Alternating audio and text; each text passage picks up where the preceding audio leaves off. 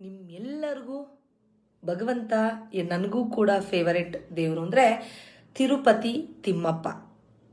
ಸಂಕಟ ಬಂದಾಗ ವೆಂಕಟರಮಣ ಅಂತ ಹೇಳಿ ಎಲ್ಲರೂ ದರ್ಶನ ಭಾಗ್ಯಕ್ಕಾಗಿ ಕಾದು ಕುಳಿತಿರುವಂತಹ ಒಂದು ದೇವಾಲಯ ಯಾವುದು ಅಂದರೆ ತಿರುಪತಿ ತಿಮ್ಮಪ್ಪ. ನೀವು ಶ್ರೀನಿವಾಸ ಮತ್ತು ಪದ್ಮಾವತಿ ಮಾತೆಯ ಕಲ್ಯಾಣದ ಬಗ್ಗೆ ಕೇಳಿದ್ದೀರಾ? ಮದುವೆಯ ಬಗ್ಗೆ ಖಂಡಿತ ಎಲ್ಲರೂ ಕೇಳಿರ್ತೀರಾ. ಯಾಕೆಂದರೆ ಇವತ್ತಿಗೂ ಜೀವಂತ ಸಾಕ್ಷಿಯಾಗಿ ನಮ್ಮ ತಿಮ್ಮಪ್ಪ ಉಳ್ಕೊಂಡ್ಬಿಟ್ಟಿದ್ದಾನೆ. ಇಲ್ಲಿ ಒಂದನ್ನು ಯೋಚನೆ ಮಾಡಿ ನೋಡಿ. ಪುರಾಣಗಳಲ್ಲಿ ಉಲ್ಲೇಖ ಆಗಿದೆ ತಿರುಪತಿ ತಿಮ್ಮಪ್ಪ ಹೇಗೆ ಪದ್ಮಾವತಿಯನ್ನು ಮದುವೆಯಾದ ಅಂತ. ಅಂದರೆ ಅಷ್ಟು ವೈಭೋಗದಿಂದ ವಿಜೃಂಭಣೆಯಿಂದ ಸ್ವರ್ಗವೇ ಧರೆಗಿಳಿದು ಬಂದಿದೆಯೇನೋ ಅನ್ನೋ ಮಟ್ಟಕ್ಕೆ ಭಗವಂತ ಪದ್ಮಾವತಿ ಮಾತೆಯನ್ನು ಮದುವೆ ಮಾಡಿಕೊಂಡ. ಅಷ್ಟೆಲ್ಲ ವೈಭೋಗದಿಂದ ಮದುವೆ ಮಾಡಿಕೊಂಡಂತಹ ಭಗವಂತನ ಸಾಲ ಇವತ್ತಿಗೂ ಕೂಡ ತೀರೋದ್ರಲ್ಲೇ ಇದೆ. ಪುರಾಣಗಳ ಒಂದು ಉಲ್ಲೇಖದ ಪ್ರಕಾರ ಕಲಿಯುಗದ ಅಂತ್ಯದ ವೇಳೆಗೆ ತಿರುಪತಿ ತಿಮ್ಮಪ್ಪನ ಎಲ್ಲ ಸಾಲವೂ ಕೂಡ ಕಂಪ್ಲೀಟ್ ಆಗಿ ತೀರುತ್ತೆ. ಅಲ್ಲಿಯವರೆಗೆ ಬಡ್ಡಿಯ ಸಮೇತ ವಸೂಲಿ ಮಾಡ್ತಾ ಇದ್ದಾನೆ ಕುಬೇರ ದೇವ. ಹಾಗಾಗಿ ವೆಂಕಟೇಶ್ವರ ದೇವಸ್ಥಾನದಲ್ಲಿ ಇಂದಿಗೂ ಕೂಡ ಜನಸಂದಣಿ ದಟ್ಟವಾಗಿದೆ ಅನ್ನೋದು ಎಲ್ಲ ಕಡೆ ಇರುವಂತಹ ಪ್ರತೀತಿ. ಆದರೆ ಒಂದನ್ನು ಯೋಚನೆ ಮಾಡಿ, ಅಷ್ಟು ವಿಜೃಂಭಣೆಯಿಂದ ಮದುವೆ ಮಾಡಿಕೊಂಡಂತಹ ತಿಮ್ಮಪ್ಪನ ಮದುವೆ ನಮ್ಮ ಮನಸ್ಸಿನಲ್ಲಿ ಉಳ್ಕೊಂಡಿಲ್ಲ. ಆಗ ಏನೋ ನಮ್ಮ ಮುತ್ತಾದರ ಕಾಲದಲ್ಲಿ ಮಾತಾಡ್ತಿದ್ರೋ ಏನೋ ಗೊತ್ತಿಲ್ಲ, ತುಂಬ ಚೆನ್ನಾಗಿ ಮದುವೆ ಮಾಡಿಕೊಂಡಂತೆ ಭಗವಂತ ಅಂತ. ಆದರೆ ಇವತ್ತಿನ ಪರಿಸ್ಥಿತಿ ಹೇಗಾಗೋಗಿದೆ ಅಂದರೆ ತಿಮ್ಮಪ್ಪನ ಸಾಲ ಒಂದೇ ನಮಗೆ ನೆನಪಿನಲ್ಲಿ ಉಳಿಯೋದು. ನಾನು ಇದನ್ನು ಯಾಕೆ ನಿಮಗೆ ಉಲ್ಲೇಖ ಮಾಡ್ತಾ ಇದ್ದೀನಿ ಅಂದರೆ, ಜೀವನದಲ್ಲಿ ನಾವು ಕೂಡ ಅಷ್ಟೇ ರೀ, ಮದುವೆ ಆಗಬೇಕು, ನಮ್ಮಲ್ಲಿ ಸಭೆ ಸಮಾರಂಭಗಳನ್ನು ಮಾಡಬೇಕು ಅಂತ ಹೇಳಿಬಿಟ್ಟು ವಿಪರೀತ ಖರ್ಚುಗಳನ್ನು ಮಾಡ್ತೀವಿ.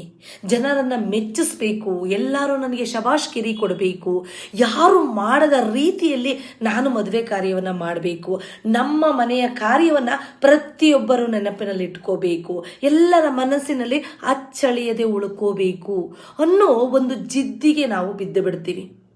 ಹಾಗಾಗಿ ಸಾಲ ಮಾಡ್ತೀವೋ, ಆಸ್ತಿ ಮಾರ್ತೀವೋ, ಏನು ಮಾಡ್ತೀವೋ ಗೊತ್ತಿಲ್ಲ. ನಮಗೆ ಆರ್ಥಿಕ ಪರಿಸ್ಥಿತಿಯ ಒಂದು ಲೆಕ್ಕಾಚಾರ ಕೂಡ ಬುಡಮೇಲ ಆಗ್ಬಿಟ್ಟಿರುತ್ತೆ. ಆ ಮಟ್ಟಕ್ಕೆ ಮೀರಿ ಹೋದ್ರೂ ಪರವಾಗಿಲ್ಲ, ನಾವು ವಿಜೃಂಭಣೆಯಿಂದ ಮದುವೆ ಕಾರ್ಯವನ್ನು ಮಾಡಬೇಕು ಅಂತ ಹೇಳಿ ಮಾಡಿ ಮುಗಿಸ್ಬಿಡ್ತೀವಿ. ತದಾದ ನಂತರ ಏನಾಗುತ್ತೆ? ಆರ್ಥಿಕ ಹೊಡೆತ ಬೀಳೋದು ಯಾರು ಮದುವೆಯನ್ನು ಮಾಡಿ ಖರ್ಚು ಮಾಡಿರ್ತಾನಲ್ಲ ಆತ ಒಬ್ಬನಿಗೆ ಮಾತ್ರ. ಯಾಕೆಂದರೆ ಜನ ಅಂತ ತಿಮ್ಮಪ್ಪನ ಮದುವೆಯನ್ನೇ ಮರೆತು ಆತನ ಸಾಲವನ್ನು ಮಾತ್ರ ನೆನಪಲ್ಲಿ ಇಟ್ಕೊಂಡು ಇವತ್ತಿಗೂ ನಾವು ಮಾತಾಡ್ತೀವಿ. ಆಗಿದ್ಮೇಲೆ ನೀವು ಅಷ್ಟೂ ವಿಜೃಂಭಣೆಯಿಂದ ಅಷ್ಟೊಂದು ಖರ್ಚು ಮಾಡಿ 1-2 ದಿನ, 1-3 ದಿನ, 5 ದಿನದ ಕಾರ್ಯವನ್ನು ಮುಗಿಸಿದ ನಂತರ ನಿಮ್ಮನ್ನು ಹೊಗಳಿ ಶೂಲಕ್ಕೆ ಏರಿಸಿ ಕಲಿಯುಗ ಅಂತ್ಯದವರೆಗೂ ನಿಮ್ಮನ್ನು ಸ್ಮರಣೆ ಮಾಡ್ಕೋತಾರೆ ಅಂತ ನೀವು ಹೇಗೆ ಅಂದ್ಕೊಂಡ್ರಾ?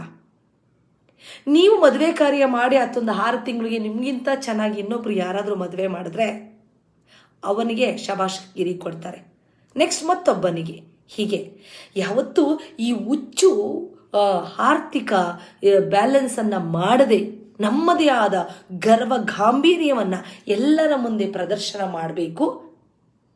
ನಾವು ಹೇಗೆ ಎಲ್ಲರ ಬಾಯಲ್ಲಿ ಬಟರಾಗಬೇಕು, ಹೊಗಳೋಕೆಯ ವಸ್ತು ಆಗಬೇಕು ಅಂತ ಯೋಚನೆ ಮಾಡೋದನ್ನ ಬಿಟ್ಟುಬಿಡಿ. ನಿಮ್ಮ ಆರ್ಥಿಕ ಪರಿಸ್ಥಿತಿ ಏನು, ನಿಮ್ಗೆ ಏನು ಇದೆ, ಏನು ಅವಶ್ಯಕತೆ ಇದೆ, ಯಾವುದನ್ನು ಮಾಡಬೇಕು ಅದನ್ನು ಮಾತ್ರ ಯೋಚನೆ ಮಾಡಿ.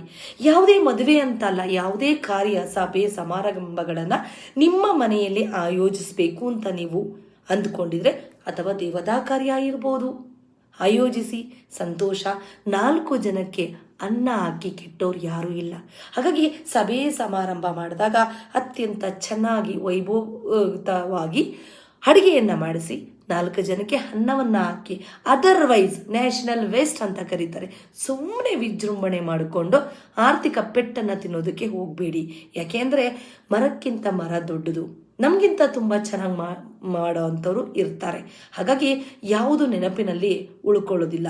ಮನುಷ್ಯ ಏನು ಊಟವನ್ನು ತಿಂತಾನೆ ಆ ಸ್ವಾದ ಮಾತ್ರ ಆ ನಾಲಿಗೆಯಲ್ಲಿ ಉಳ್ಕೊಂಡ್ಬಿಡುತ್ತೆ. ಹಾಗಾಗಿ ನಾವು ಒಂದನ್ನು ಯೋಚನೆ ಮಾಡಬೇಕು. ಎಲ್ಲೇ ಹೋದ್ರು ನಾವು ಕೂಡ ನೋಡಿ, ಯಾರೇ ಸಭೆ ಸಮಾರಂಭಕ್ಕೆ ಹೋದ್ರು ಅವರ ವಿಜೃಂಭಣೆಗಿಂತ ಊಟ ಸೂಪರ್ ಆಗಿತ್ತಪ್ಪ, ಹೊಟ್ಟೆ ತುಂಬಿದ ಊಟವನ್ನು ನಾನು ಮಾಡಿದೆಯಪ್ಪ, ಸೂಪರಪ್ಪ, ಇದಿಷ್ಟೇ ಮಾತಾಡ್ತೀವಿ, ಹೌದಲ್ವಾ? ಹಾಗಾಗಿ ನೀವು ಬಂದವರಿಗೆ, ಬಂದ ಅತಿಥಿಗಳಿಗೆ ಅತಿಥಿ ಸತ್ಕಾರ ಅನ್ನೋದಿದ್ರೆ ಅದು ಒಂದು ಒಳ್ಳೆಯ ಊಟವನ್ನು ಮಾಡಿಸಿ, ಅಡುಗೆಯನ್ನು ಮಾಡಿಸಿ ಊಟವನ್ನು ಬಡಿಸೋ ಕಡೆ ಹೆಚ್ಚಿನ ಗಮನ ಹರಿಸ್ಬೇಕೇ ಹೊರತು ಆ ಅರೇಂಜ್ಮೆಂಟು, ಈ ಒಂದು ಅಲಂಕಾರ, ಆ ರೀತಿಯ ಹೋಗಿ ಸುಮ್ಮನೆ ಆರ್ಥಿಕ ಹೊಡೆತವನ್ನು ನೀವು ಒಬ್ಬರೇ ಸಭೆ ಸಮಾರಂಭ ಮುಗಿದ ನಂತರ ಅದಕ್ಕೆ ಹೊಣೆಗಾರರಾಗ್ತೀರಾ. ಯಾರೂ ಕೂಡ ಬಂದು ನಿಮ್ಮ ಕಷ್ಟವನ್ನು ತೀರಿಸುವುದಿಲ್ಲ. ಇದು ನನ್ನ ಕಡೆಯಿಂದ ನಿಮಗೆ ಒಂದು ಕಿವಿ ಮಾತು. ಹಾಗಾಗಿ ಒಂದು ದೇವರ ಕಾರ್ಯವನ್ನು ಮಾಡಿದ್ರೂ ಕೂಡ ಅಷ್ಟೇ, ಏನು ಭಗವಂತನಿಗೆ ಸಲ್ಲಿಕೆ ಆಗಬೇಕು, ನಮ್ಮ ಭಕ್ತಿ, ನಮ್ಮ ಪ್ರೀತಿ, ಒಂದು ಫಲಪುಷ್ಪ ಅಷ್ಟೇ ಭಗವಂತನಿಗೆ ಸೀಮಿತ ಹೊರತು ನಮ್ಮ ಆಡಂಬರದ ಬದುಕು ಭಗವಂತನಿಗೆ ಸಲ್ಲದು. ಪ್ರೀತಿ ಇಲ್ಲದೆ, ಭಕ್ತಿ ಇಲ್ಲದೆ ಯಾವುದೇ ಒಂದು ಕಾರ್ಯವನ್ನು ಮಾಡಿದ್ರೂ ಅದರಲ್ಲಿ ಏನೂ ಇರೋದಿಲ್ಲ. ಯಾರೋ ನೋಡಲಿ, ನನಗೆ ಶಬಾಷ್ಗಿರಿ ಕೊಡಲಿ ಅನ್ನೋದಕ್ಕಿಂತ ನಿಮ್ಮ ಭಕ್ತಿ, ನಿಮ್ಮ ಪ್ರೀತಿ, ಬಂದವರಿಗೆ ಊಟ ಹಾಕಬೇಕು ಅನ್ನೋ ಒಂದು ಒಳ್ಳೆ ಮನಸ್ಸು, ಇದಿಷ್ಟೇ ನಿಮ್ಮ ಕಾರ್ಯಕ್ರಮಕ್ಕೆ ಮೆರುಗನ್ನು ತಂದುಕೊಡುತ್ತೆ. ಹೌದು ಅನಿಸಿದ್ರೆ ಮಾತ್ರ ಸಬ್ಸ್ಕ್ರೈಬ್ ಮಾಡ್ಕೊಳ್ಳೋದನ್ನ ಮರಿಬೇಡಿ.